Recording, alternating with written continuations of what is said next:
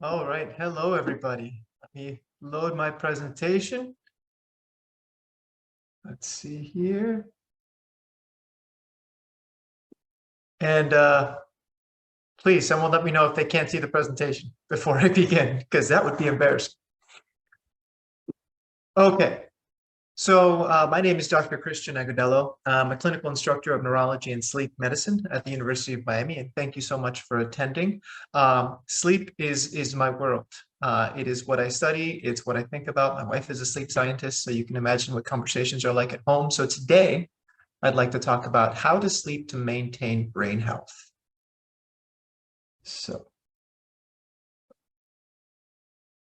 the first question we're going to have is, I don't sleep as well as I used to, and there's nothing I can do about it. This just happens as we age.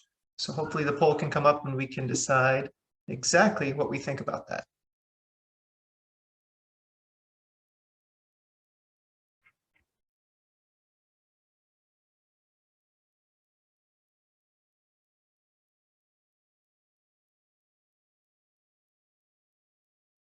Okay, so it seems here that about 80+% of us think that this is a myth.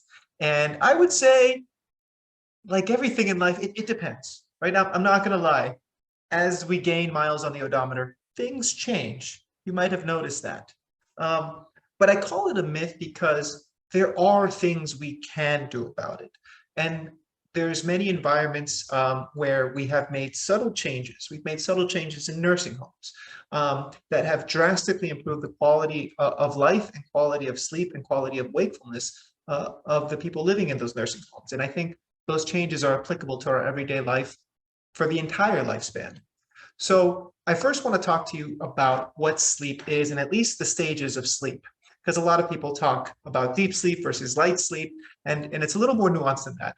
There's two types of sleep. There is rapid eye movement sleep. That's when your eyes move rapidly. And there's non-rapid eye movement sleep. That's when your eyes don't move rapidly. It seems oversimplistic, but to an extent, that's really it.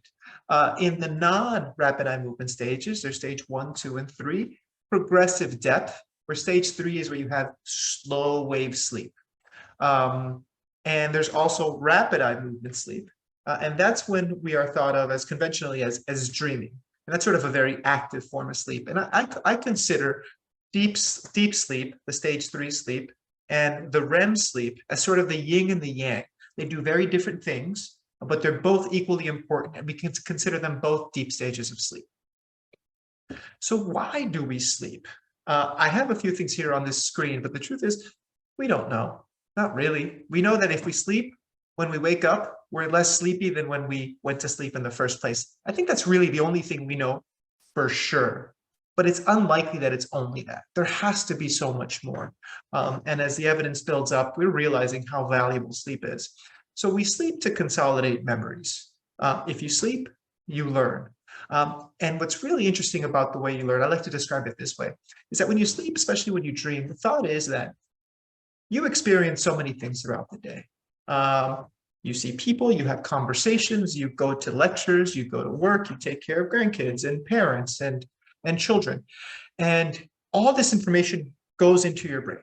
And then when you sleep, that new information gets connected with old experiences that we've known our whole lives and old ideas, and they get sort of mashed together. And that new information from the day and all of our old memories from the past, they get put together and they create knowledge. They put context to all the new experiences that we had. So information is one thing, but put into context and creating knowledge, that's something that happens in sleep. But we don't remember everything. We can't. You can't remember every last bit of information because there's only so much space up there. So sleeping is also important for forgetting things that don't matter. So we only focus our energy and our time on the things that do. And forgetting, you could think of it as a part of cleaning the brain, which is something else that happens in the brain. It's responsible for rest, for cleaning, and restoring the brain.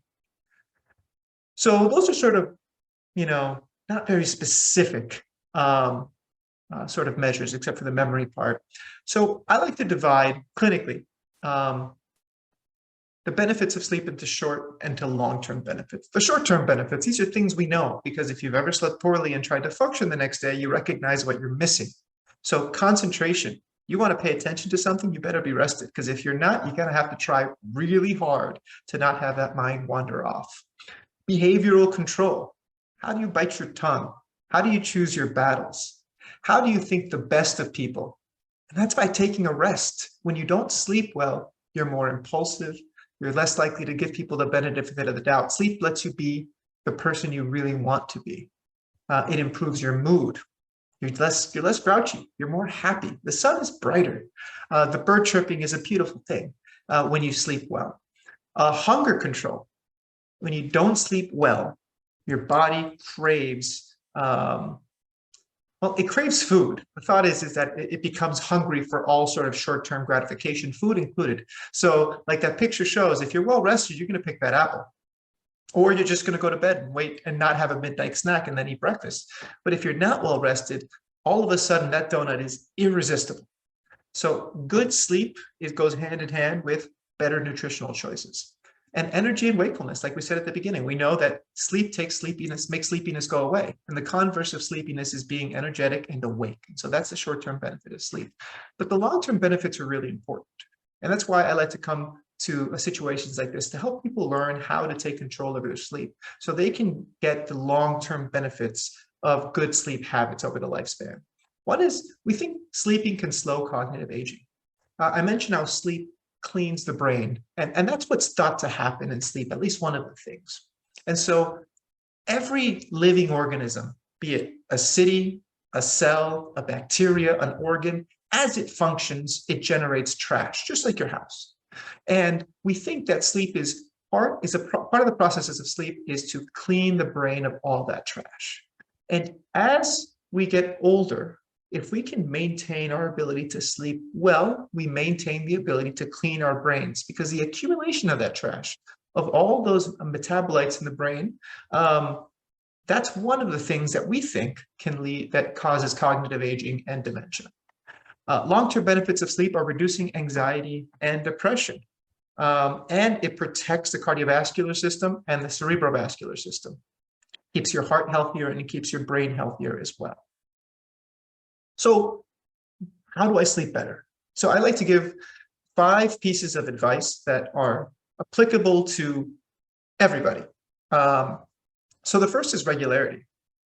And if you're going to do one thing, if you take home one thing from today's talk, it's wake up at the same time every single day. I mean, that's it. Just remember, wake up at the same time every single day. And I say that because rhythms are important. If a hurricane is coming, would you rather, and this is not going to be a poll question because the answer is obvious. If a hurricane's coming, would you rather 5 minutes head notice or 5 days head notice of the hurricane? You'd want more time because you can prepare, because preparing for something is much better than reacting to something. And so regularity allows your body to know what's coming next, to anticipate the day as opposed to react to it. So in addition to wake up at the same time every day, eat meals at the same time every day. Make a habit of exercising at the same time every day. Socialize at the same time every day. It doesn't have to be the same type of, you don't have to exercise the same time every day. Pick that time of day that you're going to exercise. Why? It becomes part of your routine. You're more likely to do it. And then when you do it and you approach that experience, your body's ready for it because it knows that every day at 9:45, you're putting on your exercise and your clothing and you're going for a walk or you're going for a run or you're dancing. And so that's an important thing. Invest. Dedicate 7 to 9 hours to sleep every day. So I said every day as opposed to every night because my opinion on this is changing. As a scientist, I take everything with a grain of salt. The typical recommendation is 7 to 9 hours of sleep at night. And I think by and large, that is a great piece of advice. We'll go with that for now. We'll talk about sleeping other times of the day in a minute. But 7 to 9 hours, that's the time you should spend in bed trying to sleep. We often lead lives thinking that we could sleep less and we function fine. And the truth is we're very good at lying to ourselves. And the optimal functioning happens between 7 to 9 hours. So keep that in mind.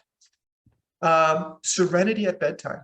This is something we entered life knowing. When we were little kids, our parents read us a bedtime story. They prayed to us. They tucked us in. It was great, wasn't it? And then we don't do that anymore. We grow into adulthood. We do it for our children if we have them. And then we don't do it for ourselves. And I think approaching bedtime with a sort of routine that is serene and allows us to enter sleep without drama, without light, without the news, without social media. That is probably the best way to approach sleep, because the sort of the way we consolidate emotional memories, the way we choose to remember the things that happened during the day, we think often goes hand in hand with how we enter sleep. If we enter sleep in a happier state, we tend to consolidate happier memories into our long-term memory, and that can lead to, less mood disorders over a lifetime. Activity during the day. I like this because this has been mentioned a few times in the prior talks. You earn your sleep. So how do we earn our sleep? With activities, all sorts of activities. Physical activity. The best type of exercise is the one you'll actually do. I hope that doesn't rub anyone the wrong way. But once you're exercising every single day and you have that one activity down, then you can start getting crazy and just trying to optimize your exercise routine. That's fine. But first, let's just get a regular routine of doing that thing that we'll actually do. Other things we can do are social interactions. Socializing takes a lot of mental energy. You have to read physical cues, understand intonation, people's cadence of their speech. That is a cognitively intense process that helps us earn our sleep at the end of the day. And have purpose-filled activities. Do something. Create an environment by which someone depends on you and vice versa. So when you wake up every day, there's something that you have to do for somebody else. Or maybe it's a project that you're doing for yourself. You're building something, you're planting something, you're tinkering. Have purpose-filled activities, and that'll help you sleep better. And then the sun. Everything revolves around the sun. Being outside during the day helps your circadian clock identify what time of day it is, and it train itself. Don't look at the sun. Please don't look at the sun, but just be outside 15 minutes at some time in the morning and let your body feel that it's the day. And so this is a myth-busting question. Do you snore? And truth be told, it's different for everybody. But if someone tells you that you snore, heed that piece of information. That's really important. And the reason it's important is because of sleep apnea. And this will be the last bit I talk about. And it's sleep apnea is a very common sleep disorder. And the reason I want to talk about it today is because it is so treatable.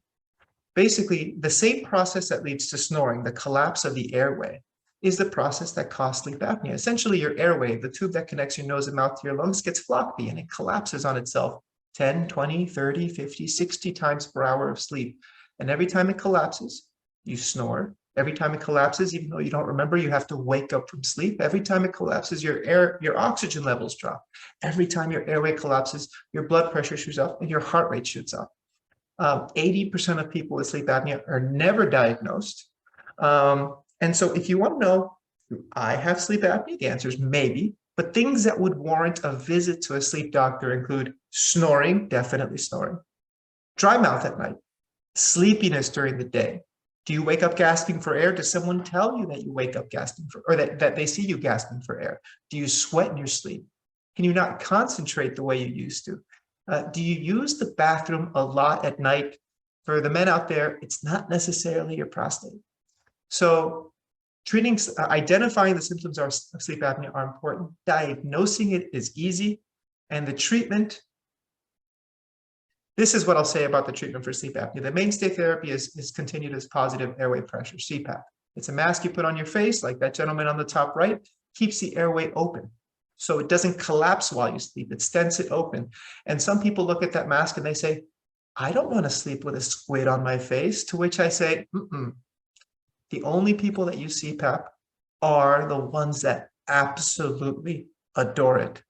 And so my job as a sleep neurologist and the job of providers across the country is not to just assign a CPAP to you if you have sleep apnea, but the job is to help you love this device, because I have too many patients whose lives are fundamentally changed. If you have enough sleep apnea, treatment with CPAP can be truly life-changing. And if CPAP ultimately isn't isn't for you, there's other treatments that can also mitigate the severity of sleep apnea. And that's a mandibular advancement device and a hypoglossal nerve stimulator. Those are things you can speak to your doctor about. And I think I'm over time. So I'm going to give it back to our hosts. And thank you so much for joining us today.